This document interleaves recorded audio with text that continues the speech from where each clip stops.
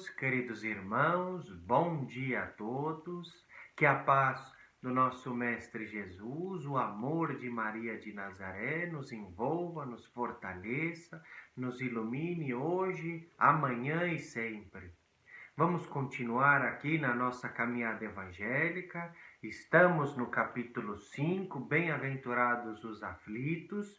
Já comentamos sobre as aflições, justiça das aflições, motivos de resignação. Comentamos as duas causas das aflições, as do presente, as causas atuais, e as causas anteriores do passado. E principalmente algo importantíssimo que nós vamos usar hoje, que é relacionado às causas anteriores. Dividimos em 3 partes as causas anteriores das aflições: as reencarnações passadas, os intervalos entre as reencarnações, não é? O período que nós permanecemos no plano espiritual antes de retornarmos, em que nós podemos adquirir novas faltas. Inclusive as perguntas do Livro dos Espíritos que nós vamos usar hoje fala muito sobre isso. E por fim, o nosso passado próximo, o ontem, semana passada, que nós também adquirimos faltas. Então, tudo isso compõe o nosso passado. Na sequência do Evangelho, no item 11 que nós vamos falar hoje, é relacionado ao esquecimento deste passado. Justamente uma orientação evangélica, algo que é bom para nós. É melhor esquecer o passado. Não é uma pergunta isto, é uma recomendação do Evangelho. E justamente no início desse item 11, na leitura evangélica coloca para nós o motivo do esquecimento do passado. É uma bênção para nós, é algo bom para nós. E aí vamos aqui à leitura de uma pequena parte para nós já identificarmos esta mensagem. Se Deus julgou conveniente lançar um véu sobre o passado, é porque isso deveria ser útil. Com efeito, essa lembrança teria graves inconvenientes. Poderia, em certos casos, nos humilhar estranhamente, ou exaltar o nosso orgulho, e por isso mesmo entravar o nosso livre-arbítrio. Em todos os casos, traria uma perturbação inevitável nas relações sociais. Então vejamos que se Deus, por sua inteligência suprema, achou melhor que nós tivéssemos um véu do esquecimento do passado, é porque isso é melhor. Melhor por quê? Porque muitas vezes nós poderíamos hoje nos perdermos pelo desequilíbrio do passado. Veja que tudo que nós fizemos, tudo que nós fomos, está registrado aqui, na nossa mente, na inteligência, atributo do Espírito.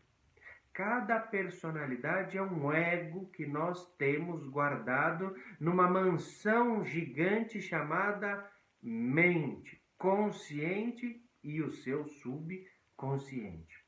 Cada quarto desta mansão, vamos assim ilustrar, é uma personalidade que nós fomos, uma das nossas múltiplas reencarnações. Isso compõe o ser que nós somos hoje. O que acontece? Se hoje, na atual circunstância, eu me lembrasse que no passado eu fui um grande criminoso e cometi uma série de barbaridades, isso poderia me desequilibrar completamente. Isso poderia fazer com que eu me perdesse na atualidade, reincidindo nos mesmos erros. Um suicida do passado, que tem um quarto desta mansão mental do suicídio.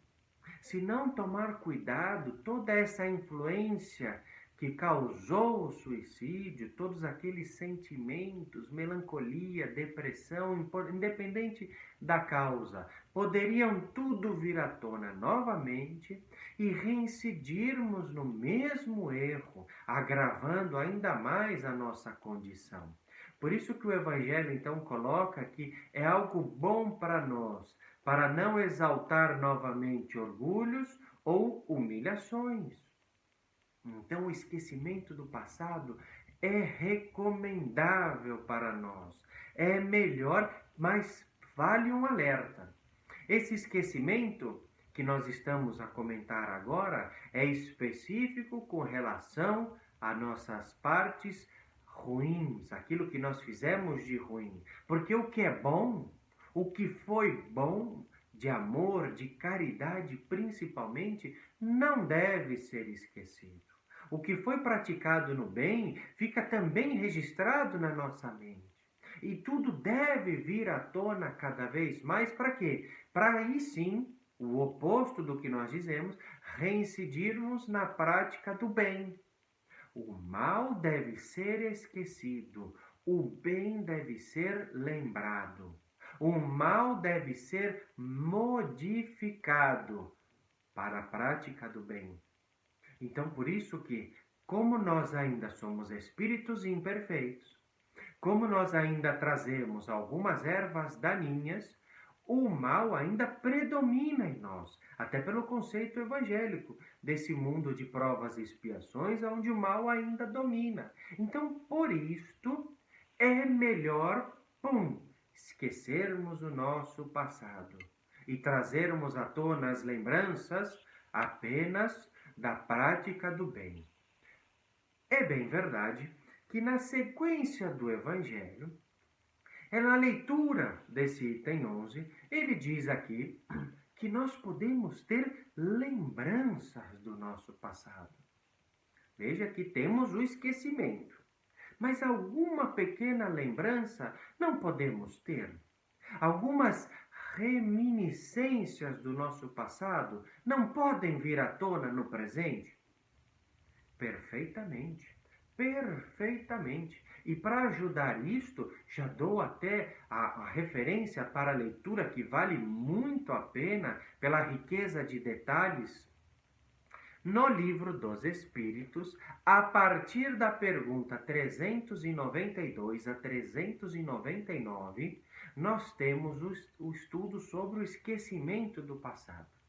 Direcionando exatamente na parte das lembranças, das reminiscências que nós podemos ter, vale a pena a pergunta 393, especificamente o comentário do Kardec, em que nesse comentário o Kardec comenta que é muito possível que as lembranças venham novamente à tona, uma vez que haja identidade de vibrações.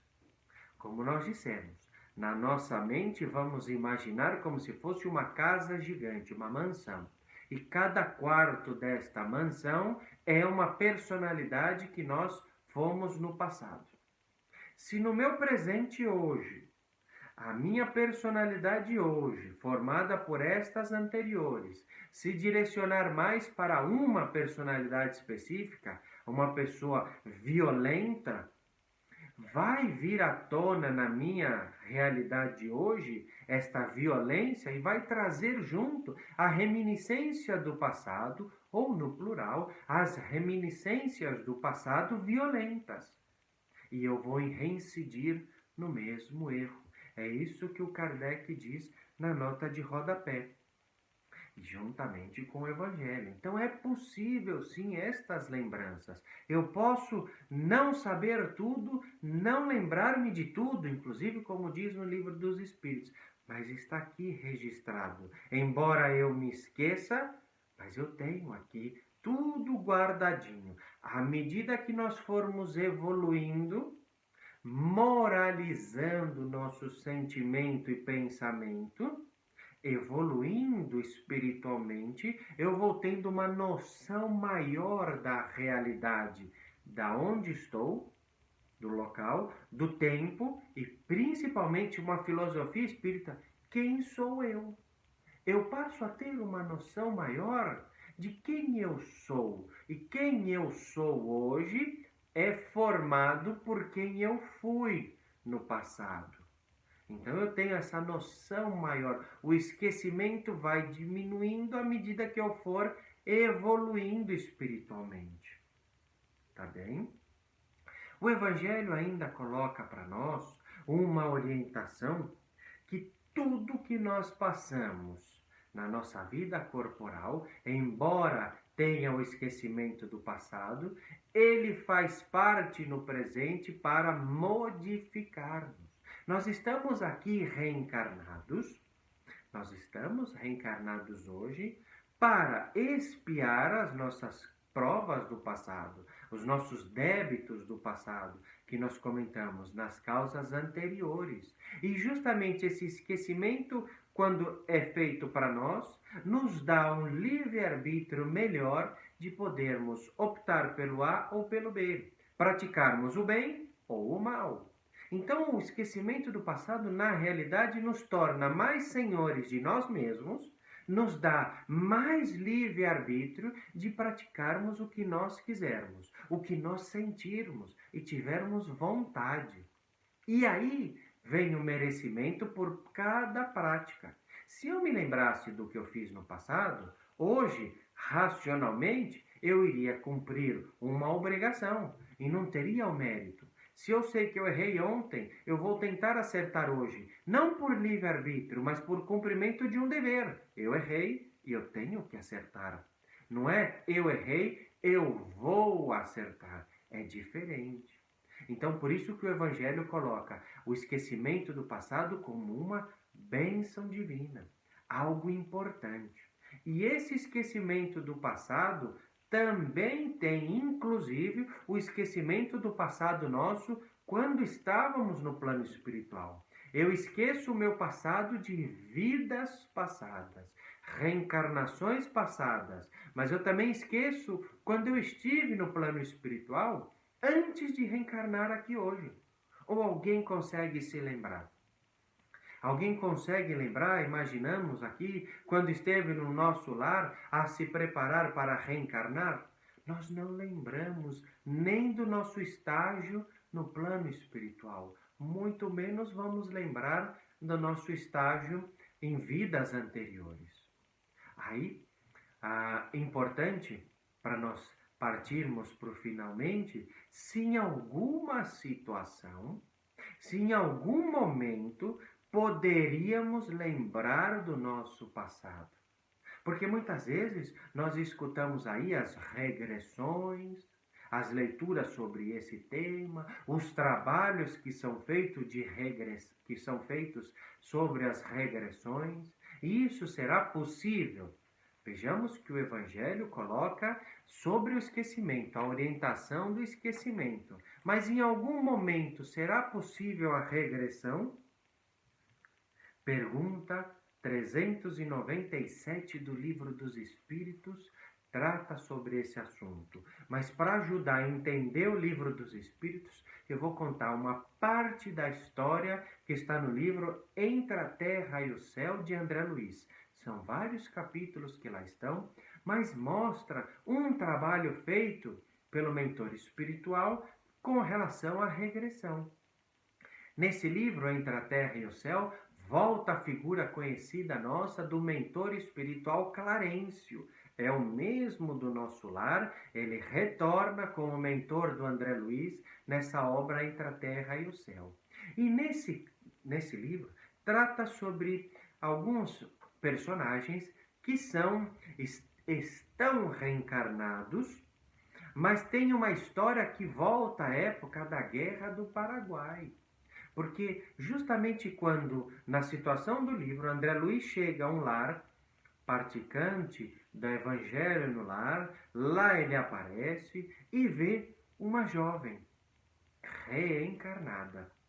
Ao lado desta jovem está um espírito ali que é afim dela, tem sentimentos por ela. E ele lá está participando daquele encontro, naquela família, mas não com a finalidade de ajudar. Ele lá estava porque tinha esta afinidade ainda, vontade de estar próximo a ela. Quando André Luiz chega com Clarencio, esse espírito não consegue enxergar André Luiz. Ele não consegue. Veja que é espírito e espírito, mas ele não consegue ver. De maneira que André Luiz se faz visível para ele. Pois bem, eles começam a dialogar. No meio da conversa, o espírito sai. O espírito vai embora. Por quê? Foi chamado. E André Luiz então acompanha e vê que esse espírito começa a brigar com outro. Um espírito a brigar com outro espírito. Só que este outro, quem chamou, justamente ele tinha um detalhe. Na sua parte aqui, próximo ao seu chakra básico, um cordão prateado. O que significa? Que ele estava reencarnado. E o seu espírito, em desprendimento nas madrugadas, no sonho, voltava e chamava o outro para brigarem. Pá, pá, pá. O que acontecia? Os seus perispíritos se modificavam e voltavam à época da Guerra do Paraguai, quando eles tiveram um conflito.